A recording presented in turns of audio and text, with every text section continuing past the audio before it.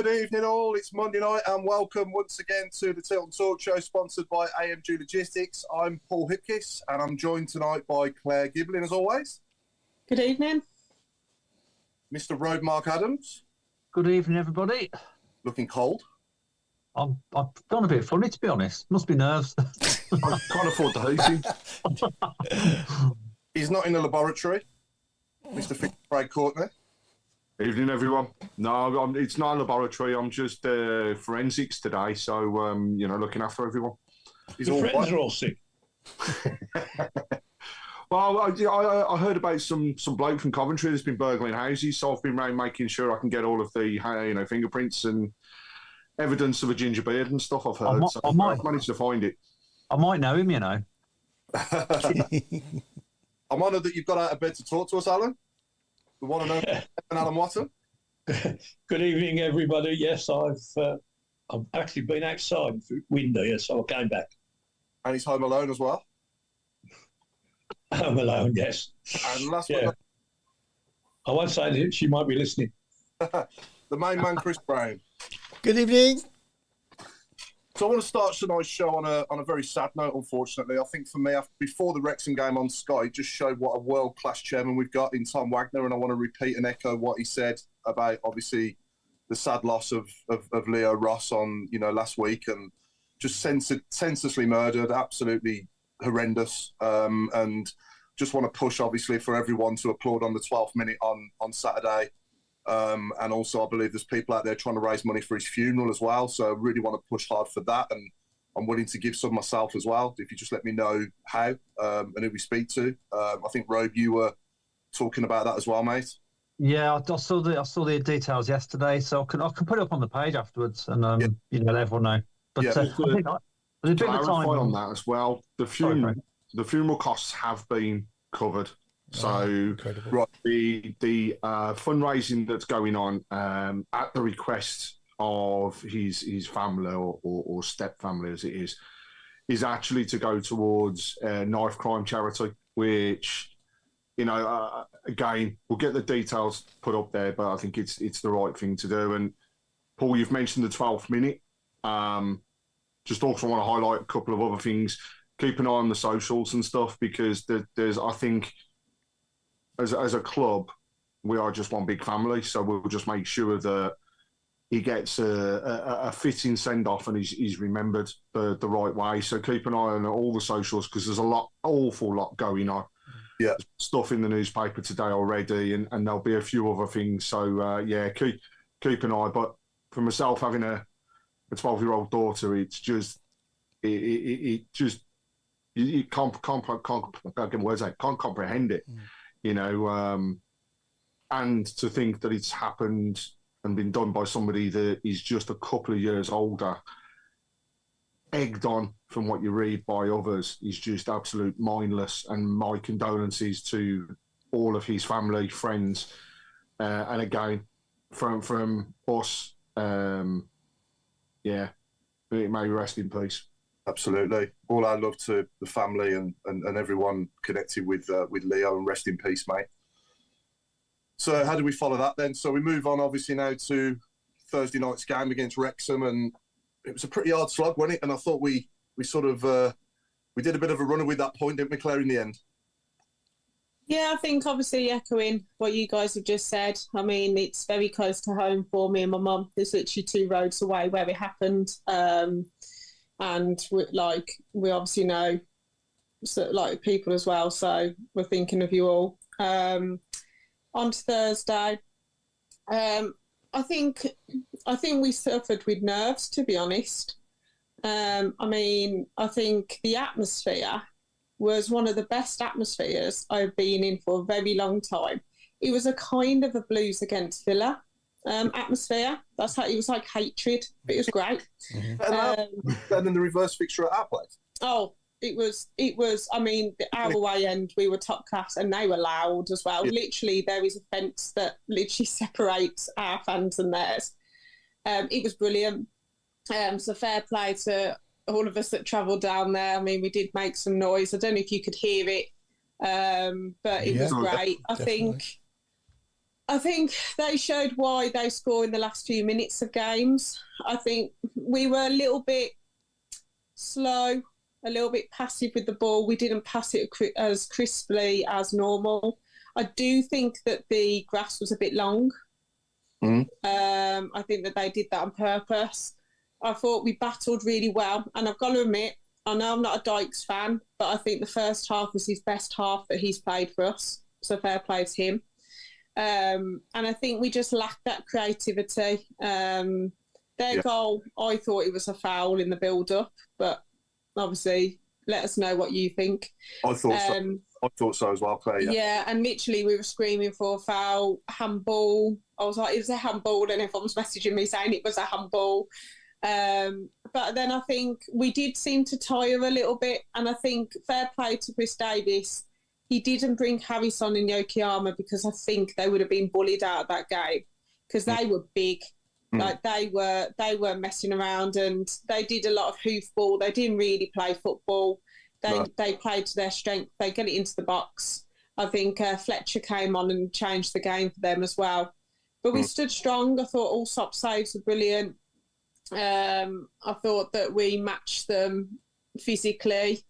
And I think that it was a fair draw. And I'll take a draw and run from there because a draw's a draw in this league. Would I have loved to have won? Of course I would have. But obviously all the results have gone for us. It just was a battling performance that we needed. And sometimes you're going to need that. They're not going to change. And again, if we go up, Stoke will play similar. You're going to have some of these teams that launch the ball to the big man and play off him. So, yeah, I'm happy with the goal. I mean, Dykes got it or Laird got it or May got it. I don't care who gets it. But at least we scored from a corner. I haven't got a clue who had scored. But, yeah, it was a good game. I enjoyed it. And on to tomorrow. I think Clara as well he was an 11 out of 10 that night when he was outstanding. Absolutely. He won everything, didn't he? He's like a human wall. And Robe, I mean, I think now, we need to, we go there tomorrow night at Huddersfield and hopefully we can get the 3 points there because obviously playing these teams around us, hopefully we can get a win in there somewhere. I know we beat Huddersfield at home and Wrexham at home, but it'd be nice to pick points in one of these games away, wouldn't it? Yeah, I mean, like I say, but we've been below par the last couple of games a little bit, and we've still come away unbeaten. We've still got points out in the bag. I think the last Thursday was a fair result. We can't argue with the draw. We didn't do enough to win it. Like you say, Clara was just immense. Probably, I think it could have been his best game in the blue shirt, to be honest. Yeah, and that's absolutely phenomenal. Yeah. But yeah, I think on the flip side, I think Jay Stansfield had a poor game. I think that's probably one of his worst games in the blue shirt. Yeah. Allsop's the best goalie in the division. I don't think there's any keeper better than him. I don't think. No. And we're still on course. I mean, to be fair, even if we'd have lost on Thursday, I still think we'd be in the top two. I just cannot see us not going up. No. But fair play to Wrexham. It's their big sort of game, their big night. They got a draw out of it. I think they probably would have took a draw before the game as well. Yeah. So yeah, we move on. The points. I think. I know it's too early for predictions, but I think we'll win tomorrow night. I really do. But and I think Saturday we'll beat Rotherham as well. So I think we'll get 6 points in the bag next two games. Yeah. But yeah, you take a draw, move on. Like we've said, it's not. We're not going to win every single game. No. We are going to slip a little bit. Yeah. The thing is, when we do slip, we don't lose. So No. it's a winning formula, isn't it? Yeah. I mean, I thought we were good in the first half at Wrexham. We played quite well there, and then in the half it was very. I think chances were coming at a premium at both ends. Really, there wasn't really much going on in either end, and they did have a few chances towards the end when Fletcher came on and caused a few problems. But I think as soon as we break, and I think it was Keshu who cut it across. I thought, come on, then out for a moment, and unfortunately, literally about 2 centimetres behind him, didn't they? It was how good. To be honest, though, Paul, how good was it to see Keshu back? Yeah, some of those balls across the face goal were superb. Yeah, we've missed him. We have missed him because he's, if he's not top on assists this season for us, then he's mighty close to it. It had been I think they said that it was 3 or 4 seasons. Wrexham have only lost 3 or 4 games at home, I think it was. So, they are a good, strong side at home, and you can see why. So I thought we competed with them man for man, more or less throughout the whole game. But second half, You know, they sort of had the edge, and I'd say in the first, they had the edge, and that's what probably a draw in the end was a fair result, wasn't it, Craig? Yeah, I think, you know, to go back on that as well with the record of Wrexham, they're actually got the best home record of games played and points return across all of the divisions, which is some record. But, I mean, Thursday night, not going to lie, Sky were getting on my nerves like nobody's business because they kept on going on about the record and they've done all these different things. Hey, look at the fact that Birmingham have got all their home games still to come. So that record will, I still believe, be beaten by ourselves as well. Yeah. But we had to show up as on Thursday. I think there was a little bit of a shock to the system. It was definitely a foul for their leading up to the goal. However, can't take away what a fantastic finish it was either, because when you watch that from behind the player, the curve on that ball was just incredible. So it was a fantastic goal, but great that we got back into it so quickly. And again though, we've had opportunities that we've been unable to put away. So can we come back to a conversation we've had on many occasions, which is we don't punish teams enough. I mean, it was, you mentioned Clara there. I think the whole of the defence were amazing on Thursday night. But Clara's performance reminded me of the early Liam Dayish days when Barry Fry once described it, that if somebody was firing a rocket towards his head, he'd still head it away. Yeah. And that's what Clara was like. And it's interesting as well to hear the thoughts of the gaffer in terms of the way things are and the way the team are so bonded, that I think it's going to take a lot to upset the apple cart. And, we move on. We'll go on to another game, a tough game. Huddersfield haven't exactly held back with spending during this window either. I think it's something like £4 million or a bit more now that they've spent. So they're going to give us a game and a half, but they're beatable. And you look at the results of the weekend, there's no reason why we can't go there and turn them over. But if I'm completely honest, I'd take another draw because the pressure's on them. The pressure turns on us when we start playing our games in hand. The start of those to come up shortly. But a lot of games for Birmingham across February, especially at home. And, something I heard yesterday, it's really scary, but if Birmingham beat Stevenage, get a home draw for the semi-final of the Virtue Cup, then they will have 8 games at home across a 33-day period. I mean, we go on about fans and travelling away, but to have that many fans that have got to travel to home games and just after Christmas, Valentine's in between, and you've got no money, but we'll still turn up in force. But yeah, move on to a tough game tomorrow, and we'll see what happens. But should also say welcome to our new midfielder, really, shouldn't we? It's I was coming on to that. Great signing. I'll leave you to do it, and Paul, go on, you can introduce it. Yeah, I'm not going to say good signing or bad signing because I'm going to be totally honest and say I've never heard of him. However, welcome to Birmingham City, Kieran Dowell, and I've never heard of some of these players that we signed in the summer either. And Cochrane, for example, not a player I've come across before, but my God, he's my favourite player. Oh yeah. So there's a lot of players, isn't there, that we sign that before they come to us, you don't know much about him, if anything, But he'll come in, he'll put the blue shirt on, and then we'll certainly know him, and hopefully he lights the place up, like a lot of these lads have done since they've been here. But yeah, Alan, do you know much about him? I didn't this time yesterday, but I've done my homework, and there was a few gaps in his CV. Like the last 2 years, he don't seem to have registered as doing anything.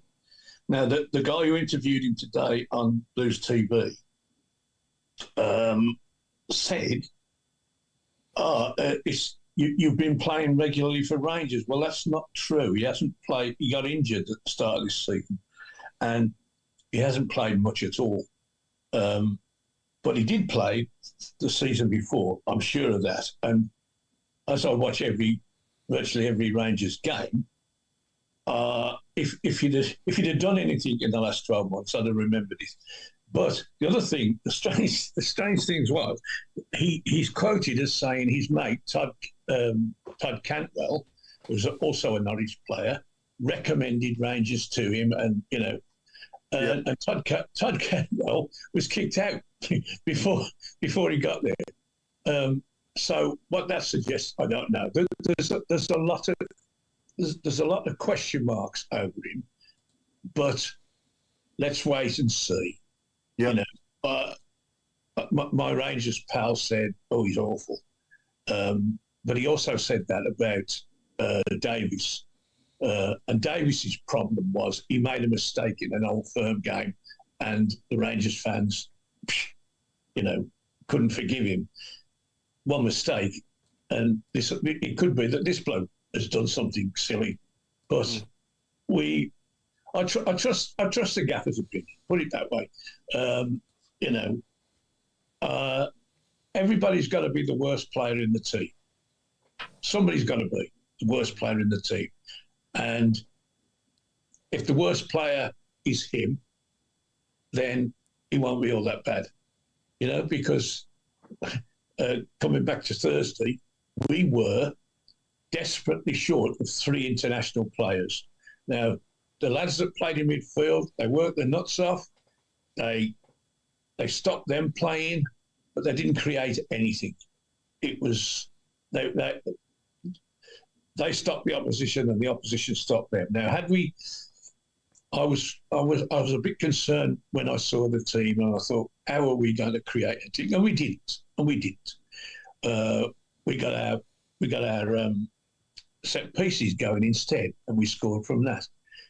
So one replaces the other.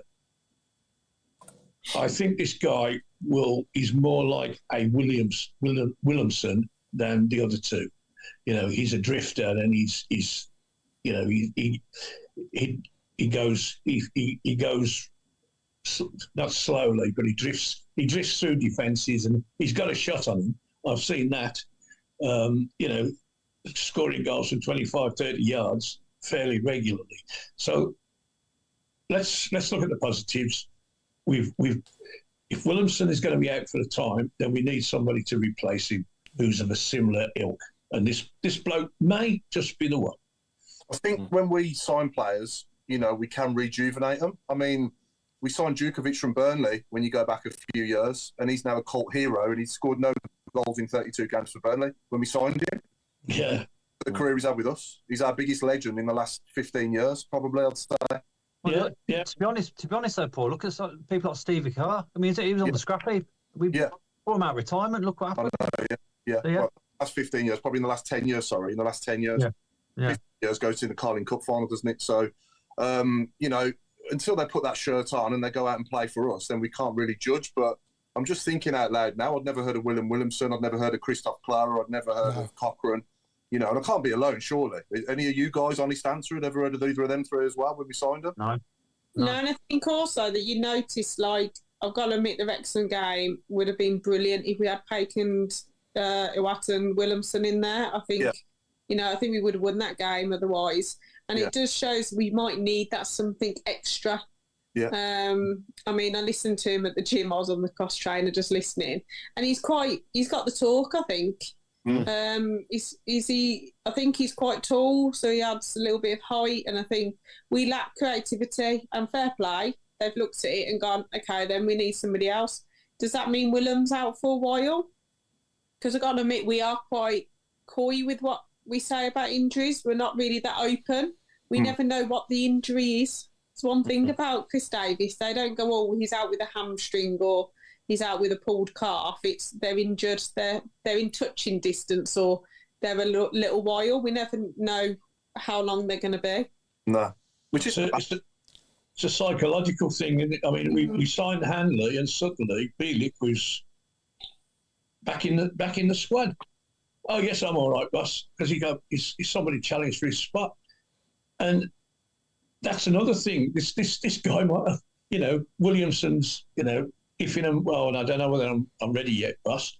Well, okay, fair enough. We'll get somebody else in your place. Oh, well, I'm getting better. It's it's all psychology. I think this guy's.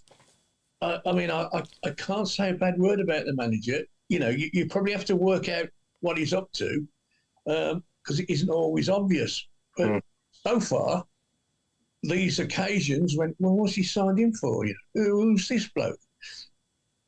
Has he gone wrong yet? You know. No, we've got some good quality players. I think it was good to see us go out there at Wrexham and roll our sleeves up and, you know, get that draw. And, you know, we all battled, didn't we? Every single player out there. I felt very comfortable in the last 15 minutes that they were never going to score. Did you? Because you watching the same game, Alan? I was having I know what you're going to say. And what happened to that ball in the box? The big man headed it away. And the more they bumped it in, the more he headed it away. Now, obviously, if the ball's in our box, then they've got a chance something might happen. But it didn't, did it? You know, there was one save from the goalkeeper and the rest was gobbled up. Thank you very much. You can keep pumping these balls in all you like. And the madman on the left wing, he was pumping them in. Now, I was confident, and with what I was seeing, that I won't say they were never going to score. That's a bit of an exaggeration. But the likelihood of them scoring reduced as the game went on, and there was no panic in the last minute or injury time. Was it? In fact, we had the ball by during the time added on, and the game just petered out. Then, you know, whistle went. We were on the halfway line with the ball. You know. Yeah, I think some players are getting better now the more they're playing. I think Gardner Hitman is certainly doing really well in there. I thought he had a good game again on Thursday night.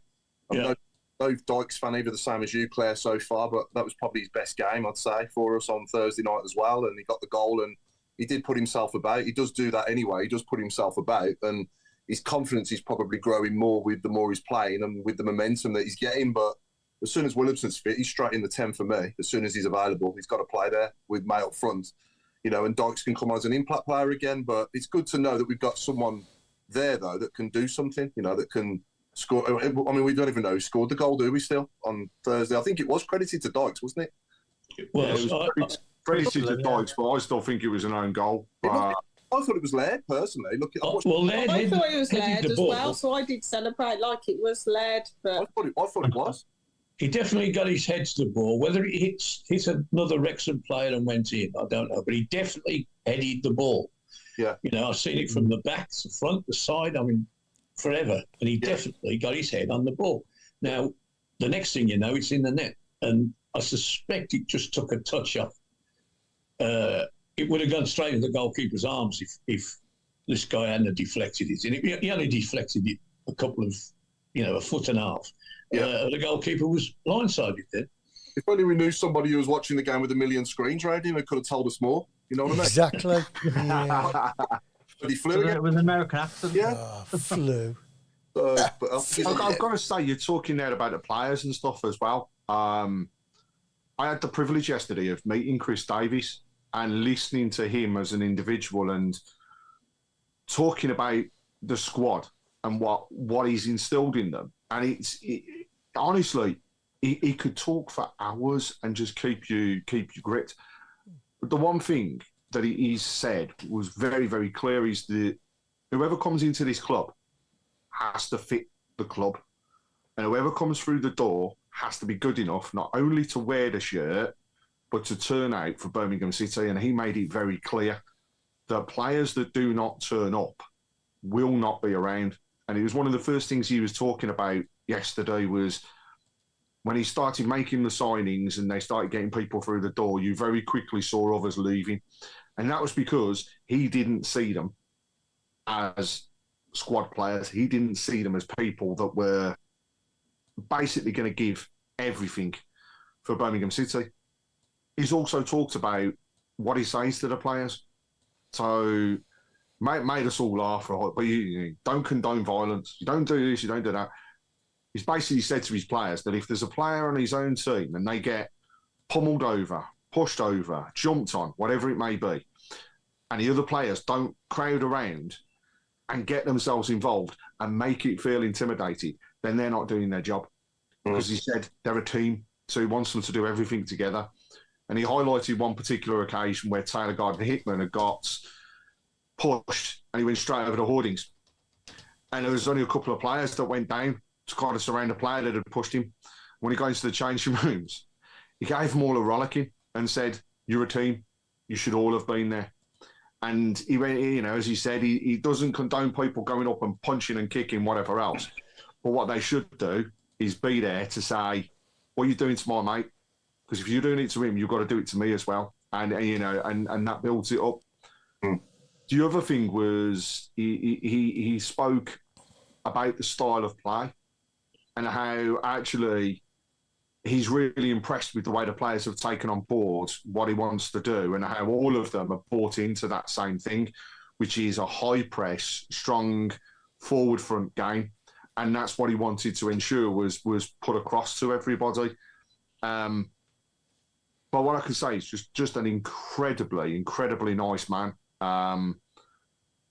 First time of speaking to him. I know a few people have done so before, but first time of speaking to him, and yeah, guys, you can see, he's got a passion. He wants us up.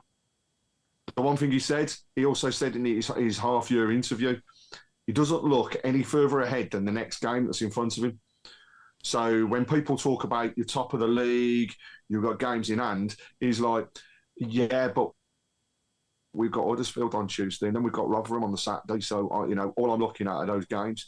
And because we said to him, "You're getting excited. Are you what are your thoughts? Are you getting excited around the possibility of things happening?" And he went, I'm looking forward to the games. He said, yes, things go quickly in the second half of the season, but all I can focus on is getting 3 points a game. And finally, the players want that record. They want that continual points record. They want as many goals as they can possibly have. And as he said, they want to set and break any records that have previously been set. I think tomorrow evening we can equal our longest unbeaten run. Mm-hmm. And then Saturday could go on to beat that, I believe, if that's still right. And yeah, I don't see a reason why we can't. I think that's definitely the right mentality. Just take each game as it comes. Yeah. I'm in sales. I've been in sales for years, and it's every 4 weeks. You've got to hit that number every 4 weeks. There's no good looking at your year to date, because until you get to the end of the year, if you know what I mean. And it's no good looking at the table until you get towards the end of the season. You got to try and basically control what you can control, which is the here and now. You can't control what's going to happen in 3 or 4 months. I know it all helps, but when you're looking at the league and what it's going to look like at the end, I mean, I'm confident we'll be top of it. Don't get me wrong, but I think what Chris Davies has said there is bang on in it. And if you got that mentality for the players as well, then they won't look past the next game and they'll just focus, put everything all in onto that next game to go out there and make sure that we win it. I mean, it was interesting as well. Christian Bielik was there yesterday as well, and obviously in today there's a lot of speculation of a potential move to Stoke. What are people's thoughts on that? Because I've got to say, personally, if they offered very silly money as a club, I know we don't need the money, but we would be daft to not think about it. I don't want to see him go anywhere, but let's just say they came in with £4 to £5 million for Bielik, then actually... Is that silly money? I think it would be, considering how much we paid for him originally and the fact that... He's only signed a new contract in the summer, though, didn't they? And I'm not being funny. We're not being held to ransom anymore. No. I actually firmly believe that we would get the price that he's worth. And in this day and age... What would he be worth? People's thoughts? I reckon about 3 to 4 million.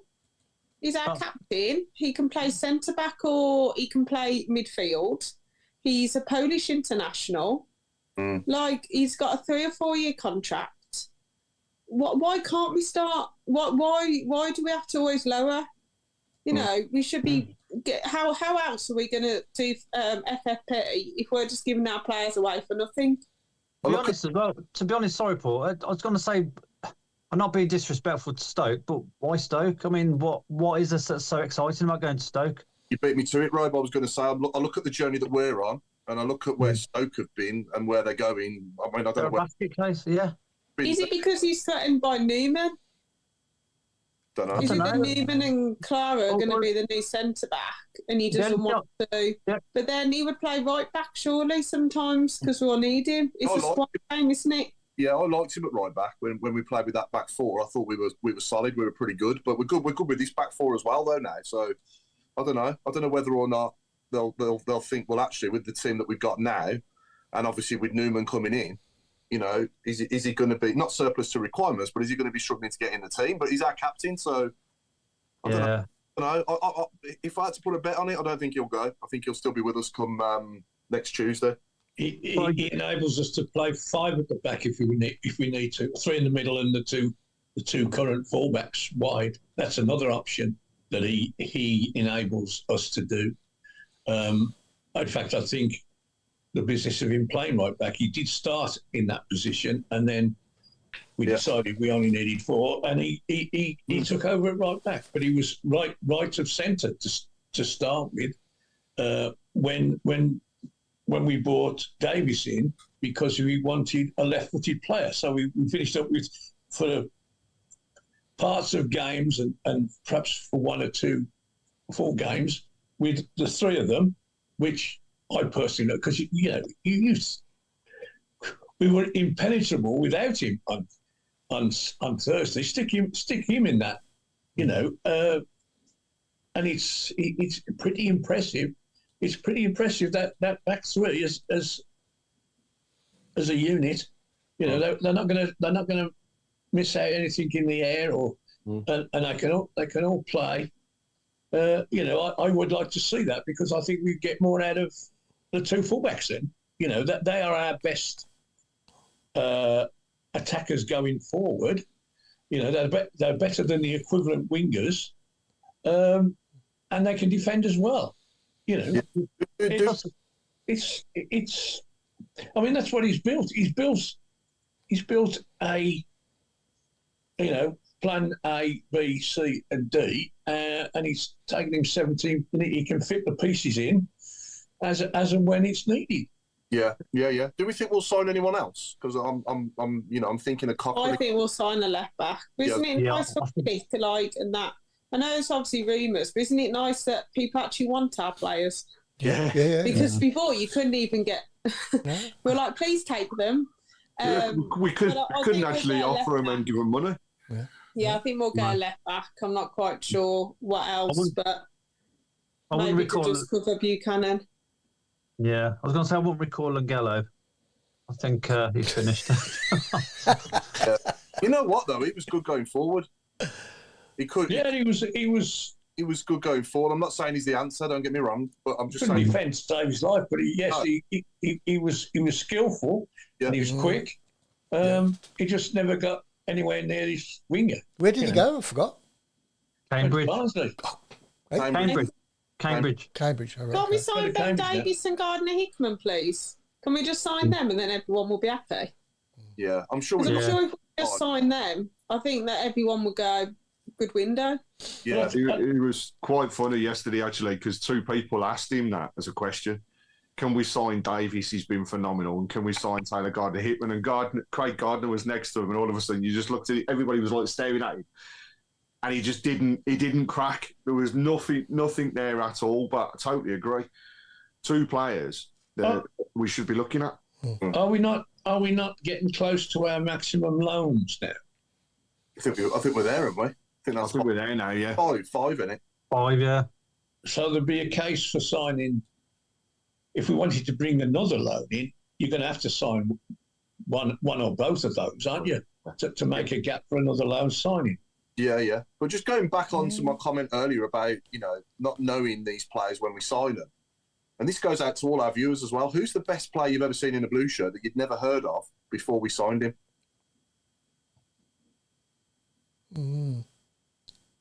And just be honest about the fact that you'd never heard of him. Obviously, it can't. I think Cochrane's probably up there this season, and Clara. Cochrane and Claire have got to be up there. Claire, yeah, 100%.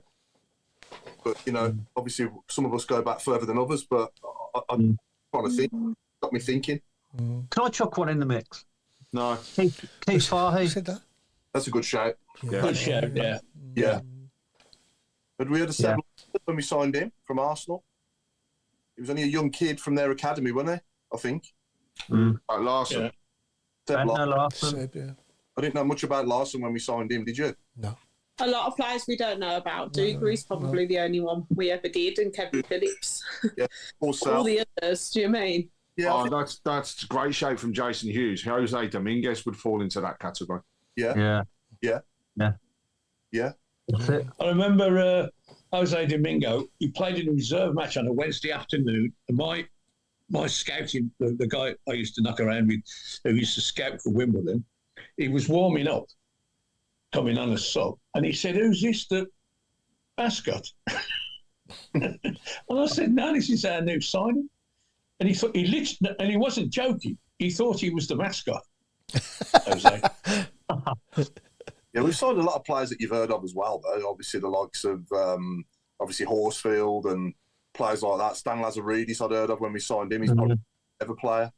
Obviously, Brian Hughes introduced himself to us when he played for Wrexham. Obviously, scored again. But there's a lot of players that we signed that you've heard of. But there's a lot that we haven't heard of, and they come on and be heroes. Clifton Bell from Dave Twine, there's a good shout as well. Great show, yeah. He was quality for us, wasn't he?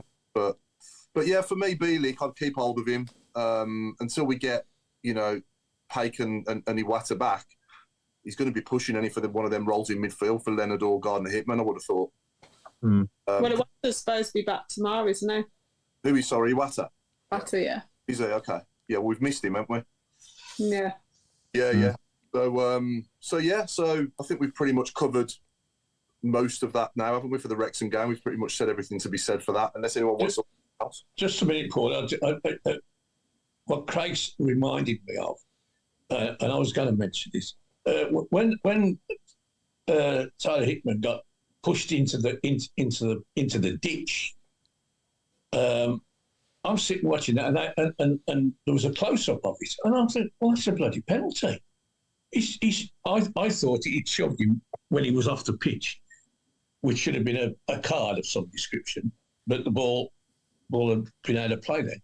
But no, he was a good yard inside, and he just shoved him into the ditch. And if they'd have all thought like I thought, what the hell's going on, and charged him, we might have got a penalty out of that, because the referee obviously, no reaction. Why not get? Why do I need to get involved if nobody thinks it's anything serious? But I was flabbergasted that nothing was. I mean, the commentator hardly. Oh, that's a bit so and so. Rush pushing him into the ditch, and it was. I mean, I there were shouts for penalties. I mean, only Claire's even close enough to even get any idea whether they were penalties or not. On the television, it was too quick, and they slowed it down, and you couldn't see what had happened. But this push off the pitch was blatant, and it was ironically, the bloke who did it was the bloke who eventually got booked, who scored the goal, and he should have been in the book an hour before that, and probably would have been on the field to score. The handball was a penalty as well, wasn't it? I thought he put his arm up as well. And again with VAR, that's given, isn't it? That's a penalty. Yeah, that's right. But I've just had a message through somebody that said we're talking about players that we hadn't heard of that went on to become cult of heroes at the club. Nobody's mentioned Trevor Francis. Of course, yeah. That's really, when you think about it, though, that is scary, isn't it? Because no offence, Al or Chris, but to our generation, we wouldn't have heard or even thought about it at the time. Was it the case when you guys got to see him that you'd heard about him, or was he this? No, nobody's he just burst on the scene, didn't he, as a 16-year-old? We'd heard of it because he played for Plymouth Schoolboys against Birmingham, and Plymouth won 6-0, right? And obviously, that's what brought him to the attention of the Birmingham Scouts. He then played in an England trial where we sent all the big guns, the manager and whatever, and he had a stinker because he was ill. He got off his sick bed to play in this trial. Didn't do very well and didn't play for England schoolboys. But the Birmingham Scouts stuck at it. Now, the first time I actually saw him in the flesh was playing for the youth team on a Saturday morning, because I just left school. I normally play football on a Saturday morning. So the first Saturday morning that I didn't, following you after I'd left school, we went up to the training ground at Damson Lane, and there was Trevor Francis, 8 stone ringing wet, skinny little but absolutely outstanding. So I won't say I didn't. Obviously, I didn't know of him until he did this wonderful thing for Plymouth. But he just got, mentioned. The name had been bandied about. It was something special, because of our good scouting system and prior knowledge, we managed to get him because he had this poor game in an England schoolboy trial where all the big guns didn't think much of him, but we knew better. Yeah, absolutely. Paul, can I just go back to the shout box? I was about to say, Chris, good evening to everyone on YouTube and in the shout boxes, and any good. This is an interesting one. Side note, but why were our signings from Scotland or Scottish this season? And he lists Cochrane, Wright, Dykes, Hanley, Dowell, Iwata. Dowell's not Scottish. No, from Scotland. No, from Scotland. Yeah. From or Scottish. Cochrane's not Scottish either, or Iwata. No, he's we're obviously from Durham.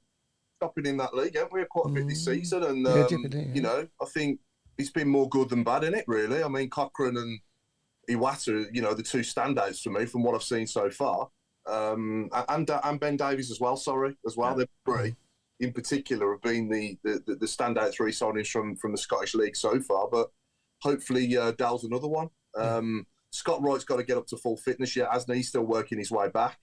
I think the jury's sorry, Paul, putting in. I think the jury's still out on him for Wright. I mean, he shows flashes of quality, but then he can be a passenger, can't he?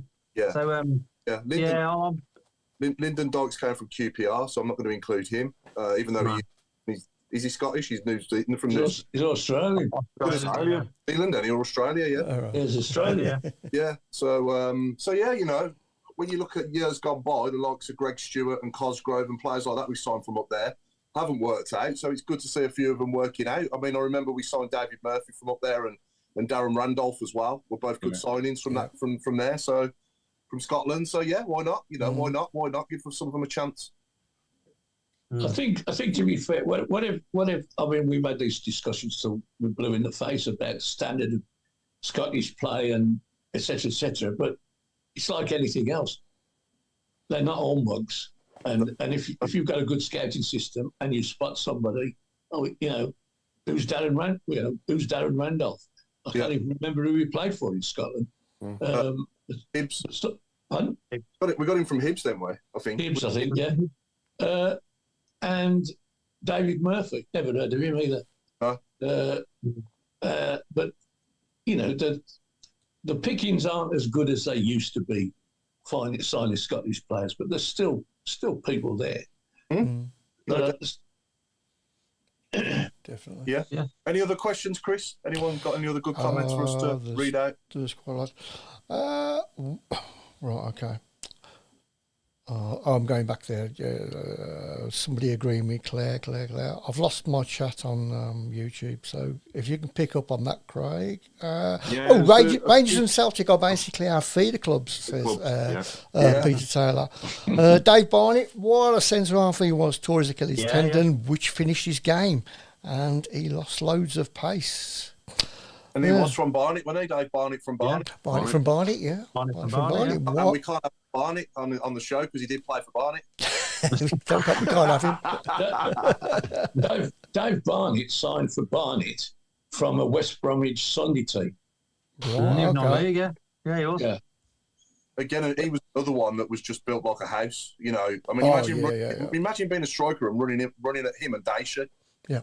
I mean, you're just going to pack up, ain't you? Like these people. Although Davies is solid as well, He is. He's a big, strong lad as well, isn't he? I mean, the pair of them.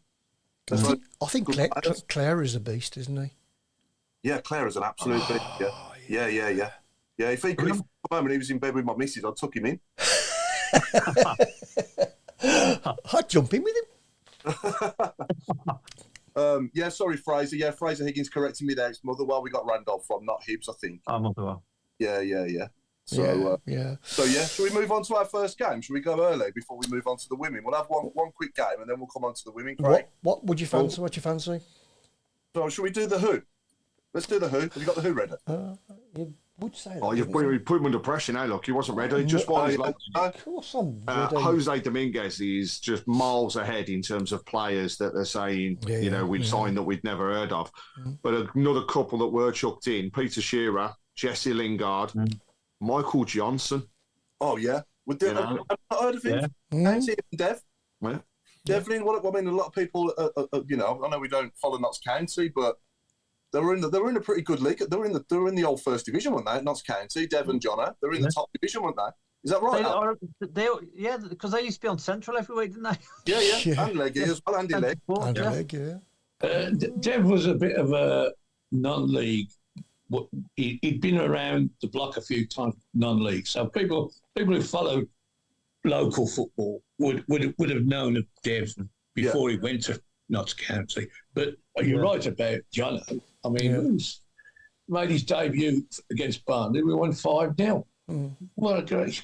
Here's a question. That's a signing. Here's a question. Anybody in the Carling Cup team that you thought I didn't know about him before he came? I'd say Zigic.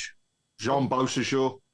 Yeah. And the centre half whose name I can't remember. Oh, Urinek. Oh, Martin Urinek. Oh, what a player! Urinek was class in that final, wasn't he? Yeah. He did that Bobby Moore tackle on Van Persie at one point. I'd heard of Lee Bowyer and I'd heard of Craig Gardner and Kevin Phillips, obviously, and I know Kevin Phillips didn't play. Yeah. But I mean, Roger Johnson, I'd heard of him, but I didn't know how good he was until he signed. Do you know what I mean? Because we don't want Obafemi Martins. Obafemi, yeah. Nicola Zigic, at the end of the day, nobody heard of Zigic until he come to the club. No. Well, I remember seeing him in the World Cup, and you thought, who's that? You've already said him as well earlier, Mark. Keith Fahey obviously played as well. Fahey's the one, because that cup final, he was man of the match for me. And it's pity he didn't score when he hit the post, because I thought he was amazing. Well, they all were, weren't they? They all were. Everybody was. Yeah. The story about Tarantini going back longer times. Obviously, the Argentinian World Cup winning team, most people could quote it, except for it was that crap bloke that was right that we signed him. Yeah. It's got the French team in '98 as well with Stefan Givash up front. You got Zidane, Vieira, Petit, Desailly, Lizarazu, Thuram, all these world-class players, and Stefan Givash up front. Say again? Never heard of Ensu. Yeah. And Doy? Yeah. Where did Undoy come from? That went on to be any good. Yeah. Dave Twine's just put a name on here that you hadn't heard of, but also it links very closely to players signed from Scotland. Oliver Teberley. Yeah. I knew him. Oh, Tebs, yeah. Yeah. Seen him a couple of times. I knew of him. But I didn't know he. I knew of him, but I didn't know what he was going to bring to the party. That was a shock, I did have a conversation with Steve Bruce. I said, "Where did you find him?" He said, "No, have you got any more?" And he said, "Don't be so greedy." But he was. But Tebs, it didn't come with a reputation of how he turned out. Just get up and go and get stuck in and whatever. He was just another Celtic player. Yeah. Perhaps he saved it for us. Had we heard of Ian Bennett when we signed him from Peterborough at the time? No. Had we heard of Jonathan Hunt when he signed and Gary Breen and people like that? Because they were all good players. Steve Claridge. Did we know much about Steve Claridge when he signed? Yeah, he's kept scoring against us. Yeah. David Seaman. And look what he went on to do. Yeah. There's a lot in there. There's a lot of good players that you don't know much about when we sign them, and hopefully, Kieran Dell's another one. He's just signed today or yesterday, and hopefully he has a good second half of the season with us, and then he can take the next season with us and become a great player for us. You know. I think, Paul, that the number of players who've come through as unknowns and been turned into legends. So there's a lot of players who've been well known to us, and we've gone, whoa, we've got so and so, and they've been bloody useless. And you know, it works both ways, doesn't it? Yeah, I mean, I've got to mention Damian Johnson as well. I thought he ran his socks off for us. Yeah, I'd heard of him from Blackburn. Don't get me wrong, but what was he? 50 grand. 50 grand. Yeah. 50 grand. Yeah. You got players out there with him that we paid 5-6 million for, or 4 or 5 million, and they weren't playing as well as him. Yeah. Crazy. So, yeah, just mad. But you ready now, Chris? Have we talked? Yeah, no, I've been ready for ages. I was just, just positioning my bucket. That's all. I've only got one job. This is a former guest. Yes, I was a guest. I'm not going to give you any more clues. Okay. I've said so much already. We won't shout. You don't want us to shout anything, do you? You want the audience to have a go first? Hang on, sorry, what's that again? Do you want the viewers to have a go first? We can't just shout. Yes, we'll do that. We'll do that. Yeah. Okay, here we go.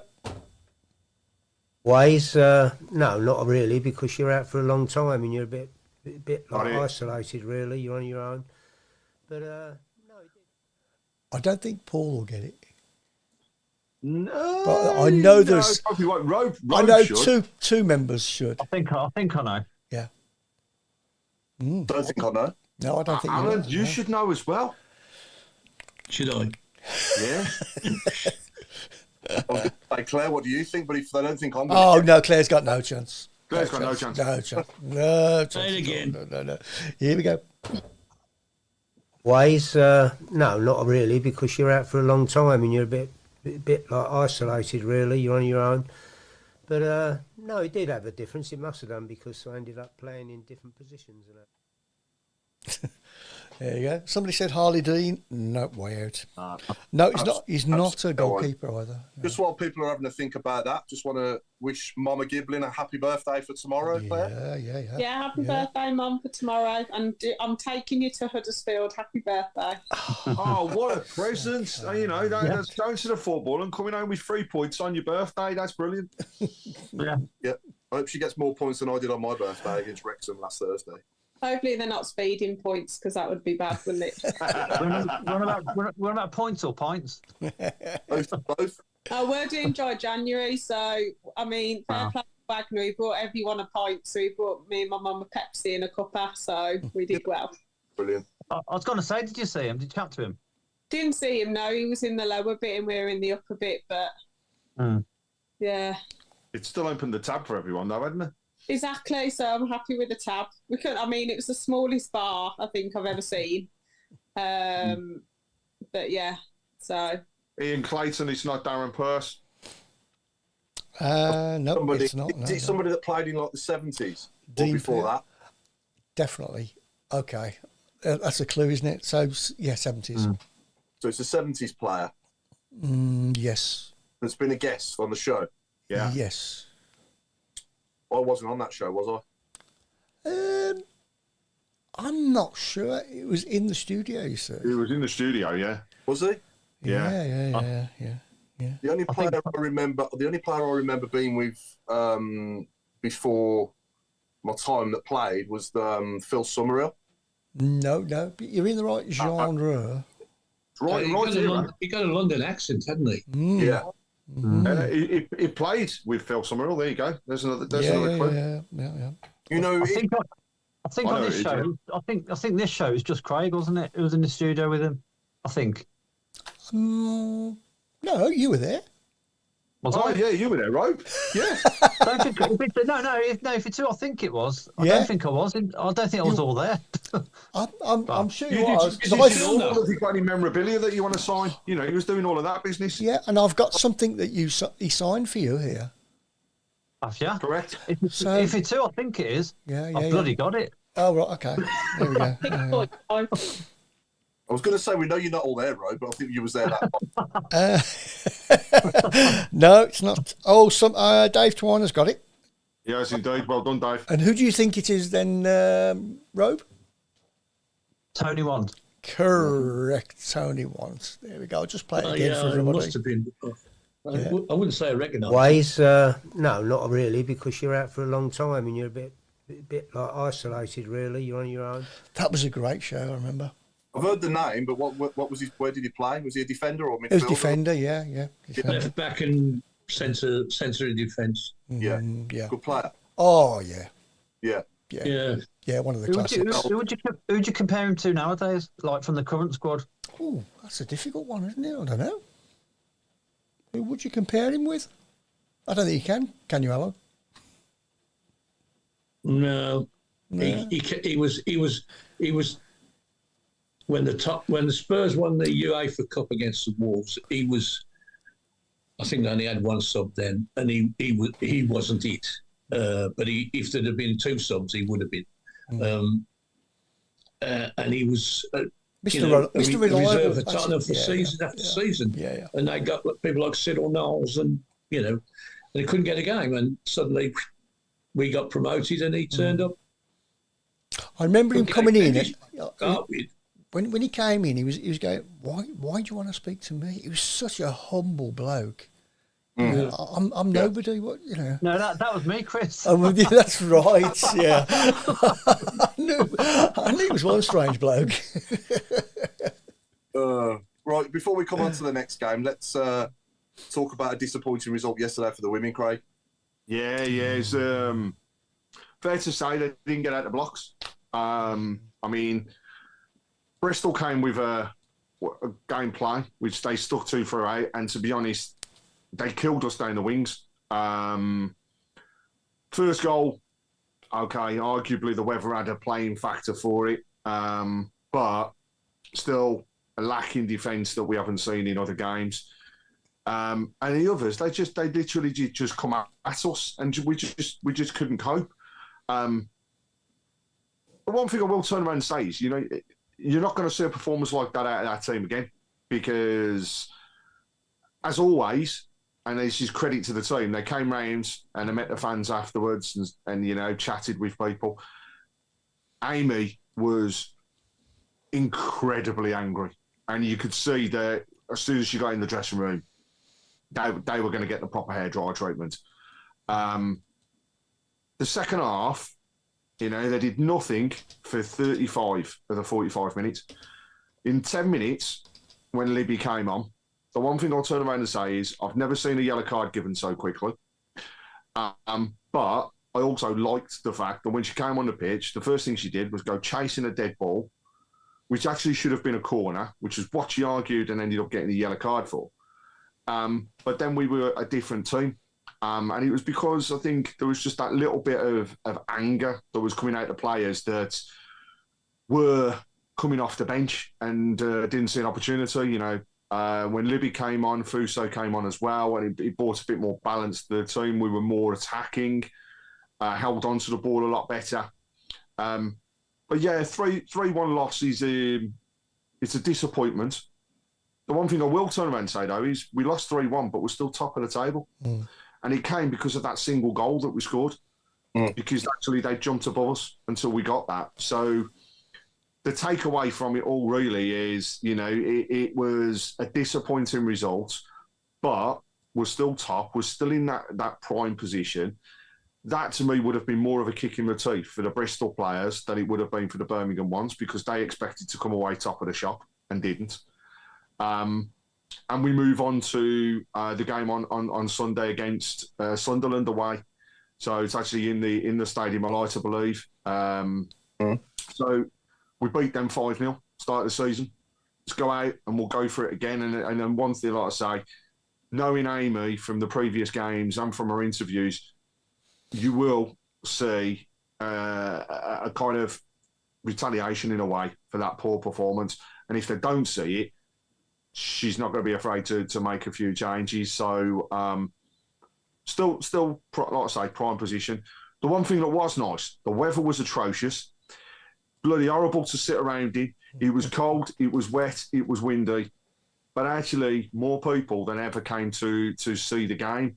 What was the attendance, Craig? They didn't formally announce it, but what I can say is that there was definitely a bigger attendance than I've seen down there this season. It was nice to see more of the families, Claire, thank you for getting the school involved because, you know, I was handing out tickets to people outside the stadium and they came in, and then afterwards to get the feedback that they enjoyed it and want to go back. That's exactly what we want to hear. The official supporters clubs had over 300 people come to the game across the weekend. That was just purely 4 days worth of us saying, come on, come watch the ladies. And you know, we want to do more to get people down there because we still want to celebrate this double promotion at the end of the season. 4 games to go at St Andrews, 4 big games, you know, so it's still that opportunity to get down there and support the ladies. And I'll be putting more stuff out there. Have a read of Stephen Gill's write-ups because he's a Birmingham fan, he's a season ticket holder, but he's completely honest around the way things are, and he says it as it is. He does, and, yes. I think he's right up this time around. He's it's a good one. It's strong. It's strong, but flowery. it's good. Yeah. And like I say, you know, just like the men, it makes a difference. And yeah, to see more families down there was great. And I think what we'll also see is more of the club being more actively involved as well. You know, Jeremy Dale was quite often down at the ladies' games, and I think we'll see him down there more. He was there the weekend as well. So hopefully things will move on. As with all of them, the women's team have an official supporters club. Come and join us. You know, you get all the perks as everybody else. But it's that support of the ladies' team that we want to see. And we'd welcome also any ideas around what people would like to see down at St Andrews and what would attract them. And let's not take away. Hey, we were front page on Sky News this weekend and this morning because yesterday was the first time that drinks had been allowed inside a football stadium since the early 80s. And we were leading that trial yesterday. So it was very, very, very strange to come down to your seat and see people sitting next to you with pints in their hand. Talk to a couple of the stewards, and they were like, at first, it was like, oh, no, you can't come down. Oh, yeah, you can. And he started, you know, changing that way of thinking. We was asked a few questions as to whether we think that would ever happen at the men's game. And I think we'd be a long way off, an awful long way off it ever appearing in the men's game, because it is a different atmosphere. Like I say, it's more family orientated at the ladies, so it's nice to get that trial. But that was another first for our club, and that's there until the end of the season. Now, having a pint in the stand won't necessarily attract everybody down there, but to be part of that yesterday was, like I say, it was just really strange. And but people enjoyed themselves. You know, people joined in. The amount of photographs you see on social media is hilarious. I've got a pint in my hand and I've got a football pitch in front of me. But it's, you know, that's the type of thing, though, that just draws attention to what's going on. So again, as we get to our next home game in a few weeks' time, I'll put more details out there. And if you can get down, come down. If you work for a school and you'd be interested in potentially having your school or some people from your school attend the games, let us know and we'll see what we can do in terms of tickets. And, you know, again, thanks, Claire, for getting them involved, because I'm just so happy that they came and they want to come again. And yeah, I absolutely loved it. I've got a child in my class and he came straight to me this morning. Miss, I went to the Blues ground. I said, oh, well done. I'm proud of you. He said, yeah, I've been to see the women before, but this was really good. We lost 3-1 though, and like they were actually really buzzing. And I said, would you go again? He was like, yeah, it was really cool. Like, you saw this, this and this. I was like, oh. And then I had a parent message me saying thank you for the opportunity. So excellent. I can't remember how many tickets I did, Craig. It was nearly up to 60 at one point, wasn't it? Yeah, I think there was 54 from your school, which is just, you know, phenomenal. And across Solihull as a whole, I had 84 people additional go. And then, you know, there's the build-up from the other OSCs. But we had people coming from Ireland yesterday from the official supporters club from Leinster. We had people from the northern areas, Staffordshire.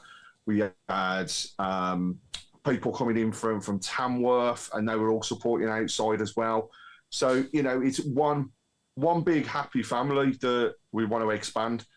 But it is a family-orientated thing, and I'll never say that it's going to be a kettle of fish for absolutely everybody, because I know it won't.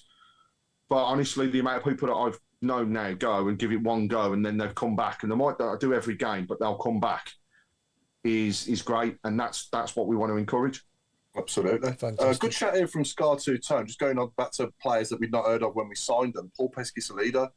Oh, of course, yeah. That's a good one. Yeah, a good shout, isn't it? Yeah, Pish. Yeah. But yeah, no, it's good to hear that, the attendances are improving at the women's games, Craig, and good luck to obviously Amy and the rest of the team for the rest of the season as well. And as we said earlier, take each game at a time, and hopefully we get a reaction in the next one, next weekend. And we're all the same. At the end of the day, when it comes to the end of the season and the player awards, there's no segregation between the ladies and the men's. It all happens on the same night. So that's what we say to the fans. Come down, give it a go. Just give it one go. And if once is enough, that's absolutely fine. But you might come down, decide that you like it, and then next thing you bring in your family as well. And that's the way we build attendances. And look, we get promoted to the Women's Super League, then those are going to go up anyhow, because people are going to want to come and see those England stars turning out on the pitch and all the different international players that come along with that. And I'm sure that will happen. But let's get behind them for the last 4 games and let's help them get it over the line. Mm-hmm. Alan, did you watch it, women's game? I did. I was very, very disappointed that, they were poor, and there's no getting away from that. But I did enjoy the interview from Amy afterwards. She was purple. Mm. I thought she was going to explode, but that's a good thing. It hurts, and as long as it hurts, it'll get put right. Absolutely. We've certainly got people now that care, haven't we? What a difference 18 months has made. I mean, in every single position, whatever job they're doing at that club now, at our club now, every single person cares, on the field and off the field as well. Mm. So it's a big turnaround, isn't it? Mm. Sure. Yeah. It's also communication as well, isn't it? There's such an open communication now at all levels. It's something we've never seen before. Exactly, yeah. We had, don't get me wrong, in the past, during the dark days, we had some great people at the club as well, lots of Ian Dutton and people like that, but, this is obviously now a different level, isn't it? With certainly the players and certainly the CEO and the owners. I don't even think you can compare it, can you? So yeah, it's you look at someone like Ian Dutton. He was working for us, but he was working against the owners. Yeah, I know. Mm. We're not like that anymore. People are working for us and the club. Yeah, Ian did a great job under the circumstances. And welcome back to a name we haven't seen on the message board for a while. Noticed, yeah. And that's Lilypad. So it's nice to have you back and passing the comments. Welcome, Lily. Yeah, welcome back. Lily, welcome back. Yeah. Should we move on to the Barnets then, Chris? Okay then. Right. Okay, so they don't play for Barnet. But here's the Barnets. If you can get these two, I think they're quite easy. Here we go. There we go. So we've got one on the left. And all on the left. Right. That's me. That's on the right. Neither of them got any hair, so what do we do? I'm trying to show it. I'm waiting for it to come up. I can't see it. Right, okay. So, I know the one on the left is, I think. Oh, yeah. It's quite prominent. Number one, I think I know. Yeah, we can't. I think I know the first one, the really short-haired one. Yeah. Oh. Let's wait and see if anybody on the shout box knows them. I know number 1. I don't know number 2 though. Let's have a look at number 2's. Yeah, that's a tough day. Oh, could play together. They have not played. They didn't play together. These are 2 total randoms. Oh, really? To throw you off. Yeah. As a total random guess, then I'd say the left one was Laird and the right one was Sturridge. Great answers. Great answers they were, Alan. Both wrong. Okay. There we go for anybody else that hasn't seen it. Okay. On YouTube, no one's got it. Noel Blake, no. Emaleski, no. Paul. Oh, Mr. Scartone UK on YouTube has got it correct. Yeah, I thought that. Mm-hmm. Let's just see. What did he say? I'm not going to tell you. Who do you think it is? I thought it was Dwight York, the first one. Nope. No. No. No. Is it Furlong or Heskey then? Well done. Paul Furlong is number one. Yeah. Anybody know number Furlong. two? Anybody know number two? Oh, for Trevor at the time, because if he'd have stayed fit for a full season, Trevor would have had a promotion on his CV as our manager. Yeah. Yeah. He was a And I'll great. still go back to the record of most goals scored to appearances for the club. Yeah, he was quality when he played. He was really good. Can I see that? Can I say that other one again, Claire? Number two. It's. I don't think it is Andy Murray, Michael Woods. No. I'll give you. Yes, number one is Paul Furlong, right? I'll give you a clue on number two. We have probably within the last 10 minutes mentioned his name. Damien Johnson. Fahy. No. Fahy. No. Fahy. No. Damien Johnson. No. Michael Johnson. No. On the board, you've got Pesh. Correct. Pesh.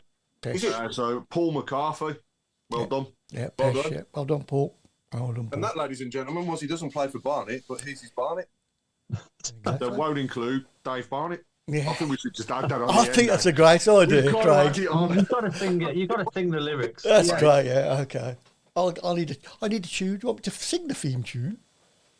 Sing the I'll theme include the tune. words, it's not Dave's Barnet, but whose Barnet is it from? Not Barnet. No. They don't play for Barnet, but here's the Barnet, and it's definitely not Dave Barnet. I'm not going to say it now because it'll be annoying when if we do 3 times. I know. He doesn't play for Barnet, but he's his Barnet, and this will never feature Dave Barnet because he plays for Barnet.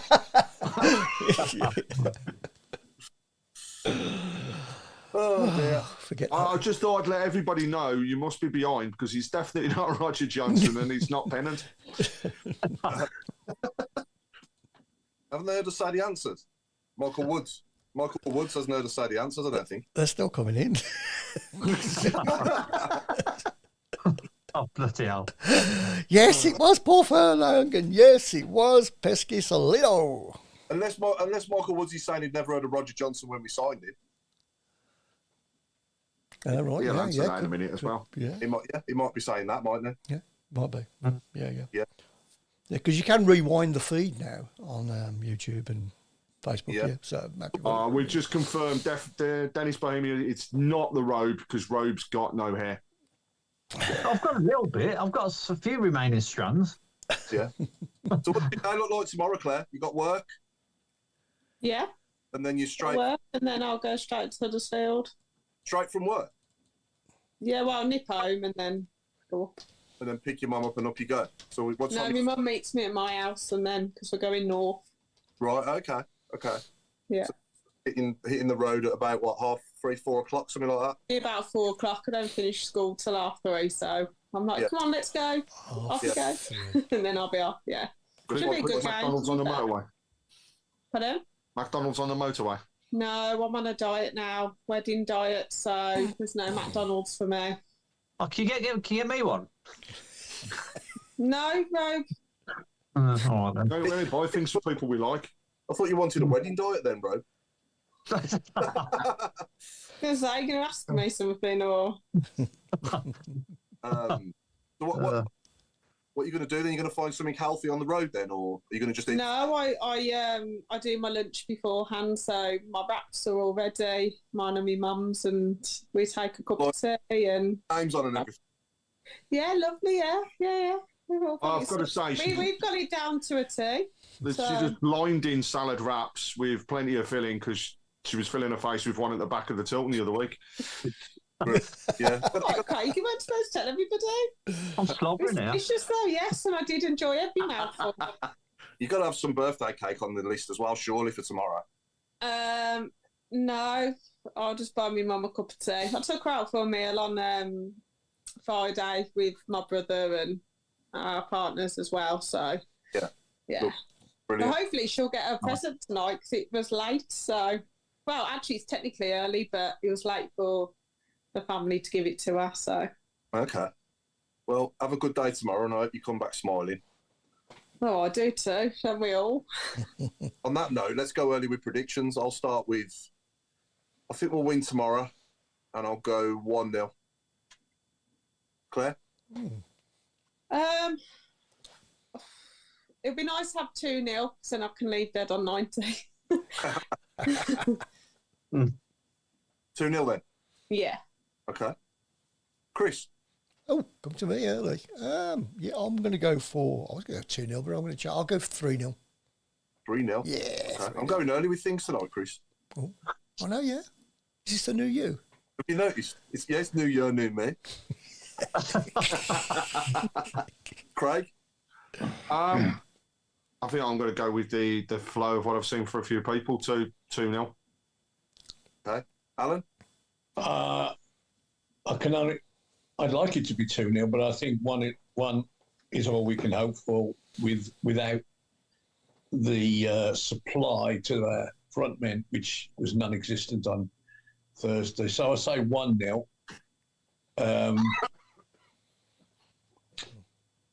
And will we see the debut of Kieran, whatever his name is? I've forgotten already. It's nice to see you've done your research. Dowell, yeah, I knew it was something to do with wood.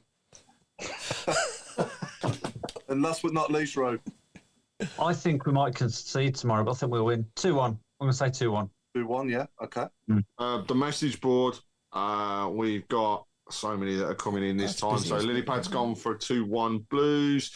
Benji Smith agrees with Claire, 2-0 Blues. Mark Lightwood, 3-1 Blues. Paul McCarthy, Dave Saul, Tony Saul, Steve Kimberley, all saying 2-0 Blues. Bill Mint, 3-1. Michael Evans, 2-0.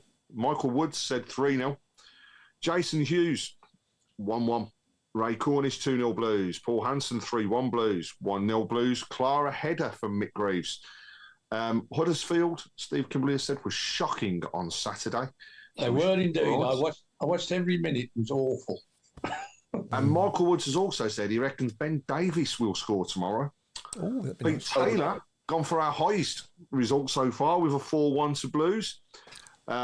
Maureen has said 3-0. Lisa Field, 2-1 from, let's have a look what that was. I've missed it now. For my daughter, I think it's For a daughter, 13-year-old, that's it.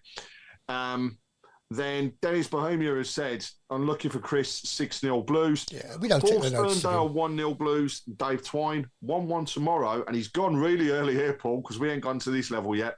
He said 3-1 on Saturday, so he's earlier than you. You know, I was coming on to Saturday, yeah. I'll just go into YouTube. Adrian Gardner's gone 1-2. Scar Turner's gone 2-0. Hawkeye 1-1. 4-0 from Michael Titmus. And RH2626 has gone 1-1. Sadie has said, I think we've been much more comfortable against a team who will also come down, both having to adopt to the physical hoofball in this league. Keep right on. And PW has gone for 1-1. Expect a reaction. Let's go round quickly now then for Saturday. I'll go with 2-0 Saturday. Claire? I think it'll be 2-1 Saturday. Mark? Adams? I think 1-0. Okay. I think 1-0. Craig? I'm never right, so I'm going to say 4-0. Okay. Al? 2-0. You coming up? Yes. I've got a secret. I've got to tell you this. I'm going to watch Spurs and Elfsberg on Thursday night. Okay. On my way up. Bit of a detour. Yeah. It's a proper detour, but that's a decent detour to have. It is, isn't it, on your bike? Yeah. I'm stopping at my daughter's overnight, then travelling up on Saturday morning. Oh, brilliant. Okay. Chris? I'll go for a 2-0. Yeah. Okay. Now, had we had a Martin Granger when we signed him from Brentford? Not really. Not really, no. I don't think we had. No. Oh, yes. We've got an announcement to make, haven't we, Paul? I think you better do that now. I'm just giving a segue, Chris, you know what I mean? Excellent. It's an excellent segue, that is. Yes, correct. He is a train driver now. Yes, it's called show business, isn't it? Well done. There's no business. So yeah, I'm delighted to say that on the 20th of February, Thursday, the 20th of February, that week, our show will be on Thursday evening, not on Monday evening. So put that in your diaries. We'll be joined by the one and only Martin Granger, who Mark Adams has never heard of when he signed for us. It's good. Granger, kill me if he hears that. Willie, can you record that and replay it, Chris, on that Thursday, please? Very first thing. Yeah. Yeah. Yeah, but no, he was a fabulous player for us, wasn't he? And, Yes. Got a new book coming out, and he's coming on to talk about that. And obviously, we'll reminisce with him on the memories of his great playing days for us. So certainly the best left back I've seen in my time. And Cochrane does remind me of him a lot. And hopefully he can kick on to have a similar sort of career and be the same sort of cult hero for us as well. Because I think if he sticks around with us for 8 to 10 years. I mean, how long was Granger here for? He signed in '96, didn't he? And he left testimonial, so he must have done 10. Yeah. So if he does 10 years as well, then he can be the same sort of cult figure, can't he? There's no reason why not. No. He nearly cost us promotion, because when we played Brentford towards the tail end of the season, when we scored the goal, he kicked Kevin Francis, and Francis didn't play another game that year. Yeah, he was a strong player, wasn't he? To say the least. Oh yeah. Yeah. Certainly didn't shy away from any tackle, did he? No. So, but he could play though, couldn't he? His left peg was quality. So a bit Cochrane again. His crossing was great as well. His free kicks were good, weren't they? And his penalties and all that. He was just a great all-round player when he was brilliant. And I think he played in every single position at the club when he was there over that 10 years. He must have, yeah. Apart from in goal, maybe. Did he go in goal at any point? I think he might have done. He was the first left back I ever had. He's my era. Yeah. Did you love him, Claire, when you was a young... Yeah, I thought he was really, really good. Yeah. He became a cult hero when he kicked that Wolves player into the air. I mean, that's everything everybody remembers. Muscat, yeah. I mentioned his name. He's a horrible man. But yes, he kicked him up in the air and everybody loved him from that point onwards. Yeah. I remember him getting a goal against Sheffield United at home live on Sky. It was like a through ball and he ran onto it and slotted it past the keeper. I'm just trying to remember what was my first Granger memory, but I remember that. I do remember that on Sky, and we was there, obviously. Remember him getting a good free kick at Fulham away as well when we won 1-0 past Mike Taylor, of all people. The one that sticks out for me, I think it was his last game, actually. He may have played for the club. Yeah, his free kick against Sheffield United as well to confirm our place in the playoffs the season we went up. That was great. Yeah. West Ham, we lost the game against West Ham, but he scored a great free kick, didn't he, against West Ham at home? Rotherham away. He scored a good free kick at Rotherham away, yeah. I remember being that one. I remember making a mistake for their goal, and he got the ball out the net, didn't he, and just absolutely belted it towards him. We went absolutely mental at him. So, but no, great player, and look forward. When are we going to get Tebley on? That'd be good, wouldn't it? That'd be nice. When he can speak better English. Remember us playing Crystal Palace away, and we had to wear their kits, and we beat them. Yeah. Granger scored in that. Granger got the winner, didn't he? Yeah. I think Devlin crossed it, didn't he? What a strange game. Does that mean he can actually say he scored for Crystal Palace? At Palace Park as well. In a Palace shirt. Yeah, his goal against Ipswich as well, Michael Woods, in the semi-final, obviously, as well, when he...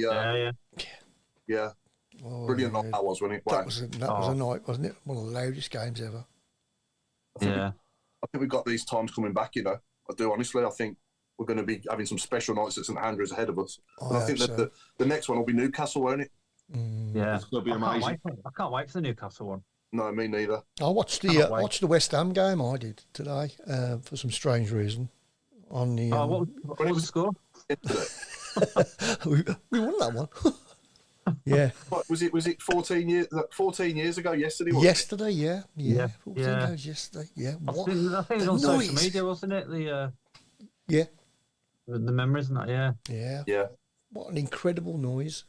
I managed to get Wickham and Northampton a Russian broadcast, which went off 20 minutes before the end, but Wickham was shocking as well.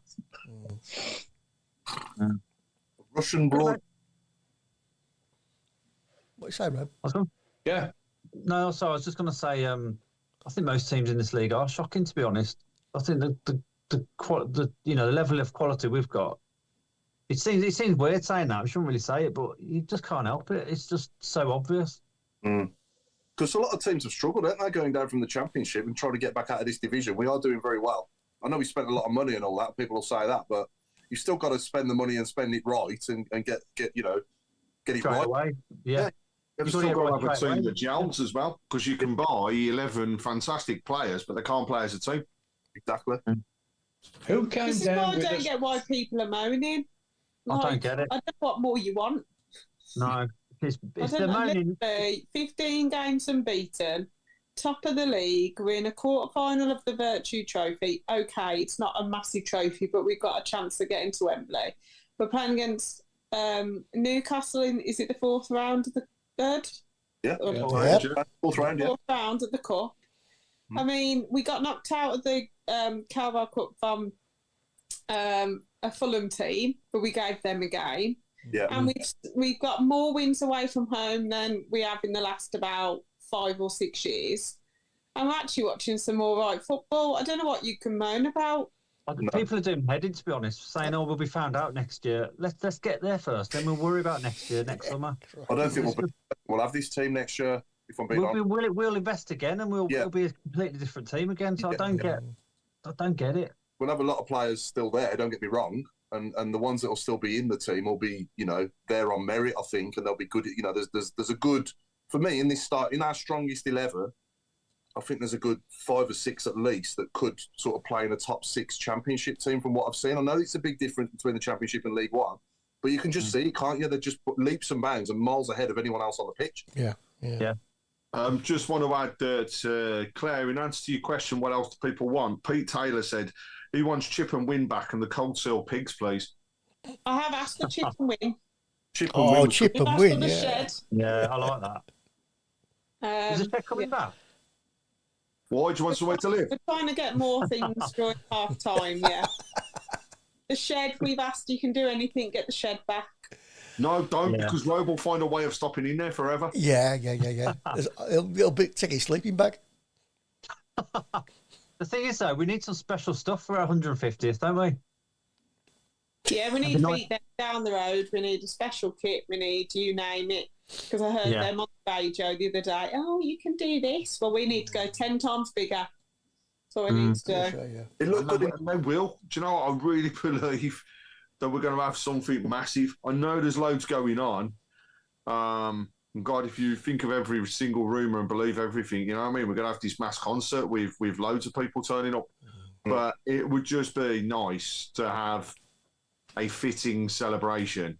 And not just that, be back in the Championship, because that's when it'll all kick off. Absolutely. Yeah, I think it looked good. Go on now.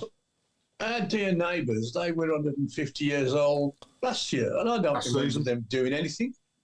They've done it for some strange reason now. They're celebrating their 150th year in the 151st year.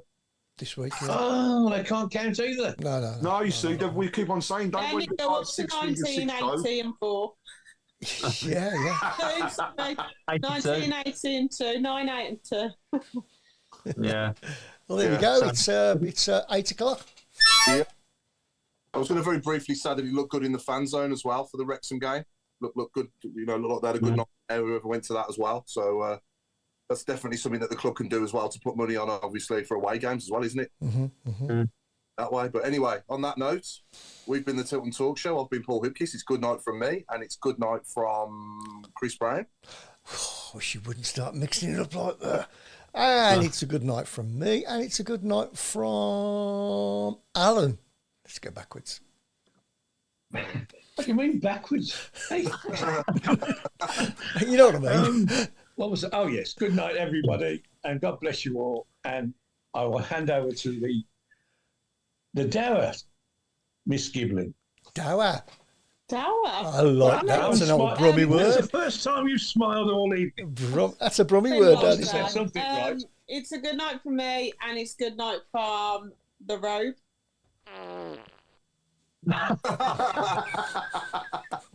That wasn't even a sound effect, to be fair. Good night. It's a good night from me, and it's a good night from. Oh, well, everyone said good night, haven't they? Has Craig said good night? Craig, you said good night. You want to forget me, don't you? I'll pass over to Mr. Fixer because he's got a few things to say. Over to you, Craig. Good night. Keep right on. 6 points. This time next week, we're sat here happy. Oh, Yeah. Blues tomorrow night. Back the boys. And happy birthday, Mama Ghibli. yeah. Yeah. Happy birthday. There we Only go. 21. Just like me. My waistline. We need a big friendly next year, this summer, don't we? Real Madrid. Is that what you're trying to say? Real Madrid, Barcelona. Smithy. I'm thinking about holidays. Never get there. Real. Tag won't let you out the country. Okay.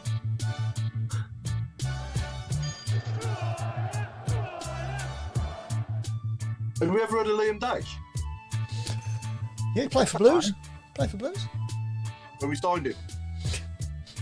Actually, thinking about it, no, I've got the most obscure one. Have we ever heard of Mark Rowe before we did it? I'd never heard of him before this show, no. No. Then we had to sign him. Can we cancel his contract, Chris? On contract. I must write back to my mum and dad, tell them where I am. Is there any What, in football? prison? I heard of you, Claire. Everybody's heard of Claire. Who? Or should I say heard Claire? A lot of people hear me. Third game 2. Well, who's her game 1?